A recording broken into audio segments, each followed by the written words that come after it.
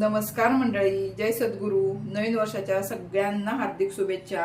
हे वर्ष सर्वांना सुख समृद्धीचे, भरभराटीचे, आनंदाचे व उत्तम आरोग्याचे जावो ही श्री सद्गुरू चरणी नम्र प्रार्थना. आज आपण खव्याचे परफेक्ट गुलाबजाम करणार आहोत. अगदी स्वीट मार्ट सारखे मऊ, रसाळ आणि तोंडात विरघळणारे. चला तर मग आपण गुलाबजामला सुरुवात करूया.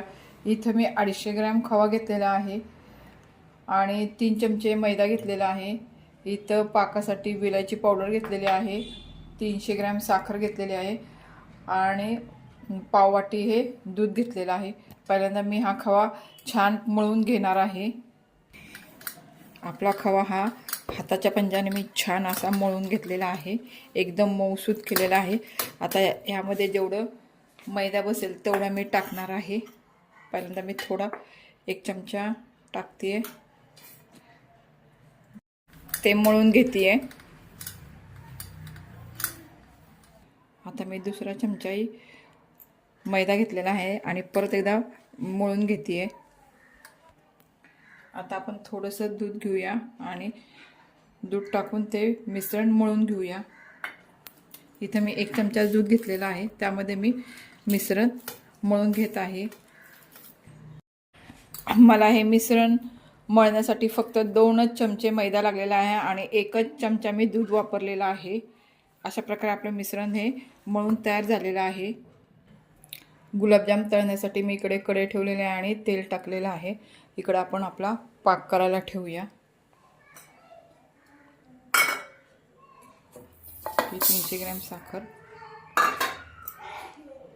त्यात आपण 1 वाटी पाणी घालूया.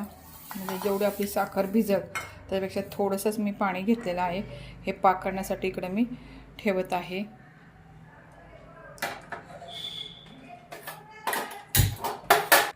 इकडे मी हाताला तेल लावून गुलाबजामचे बॉल्स करून घेत आहे.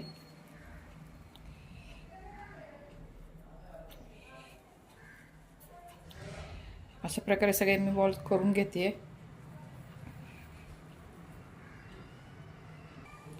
गुलाबजामचे बॉल आपले तयार करून झालेले आहेत, ते आपण तळून घेऊया.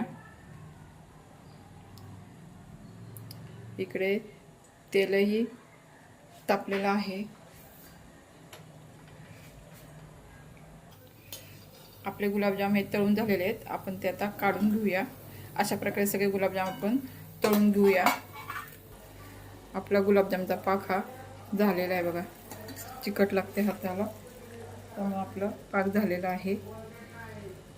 त्यामध्ये आपण अर्धा चमचा विलायची पावडर टाकलेली आहे आणि 2-3 केशरच्या काड्याही टाकलेल्या आहेत.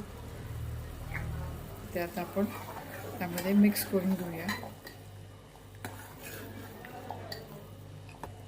पाक हा आपण गार करायला ठेवूया. आपले गुलाबजामचे बॉल तळून झालेले आहेत, ते आता आपण इथं पाक हा आपला कोमट झालेला आहे त्यामध्ये आपण ते टाकूया.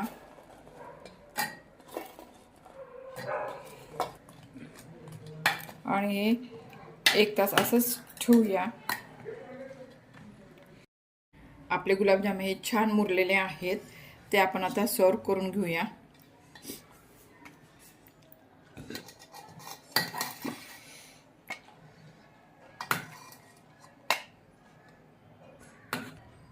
आपले गुलाबजाम बघा छान झालेले आहेत आणि छान मुरलेले पण आहेत. ते हे बघा.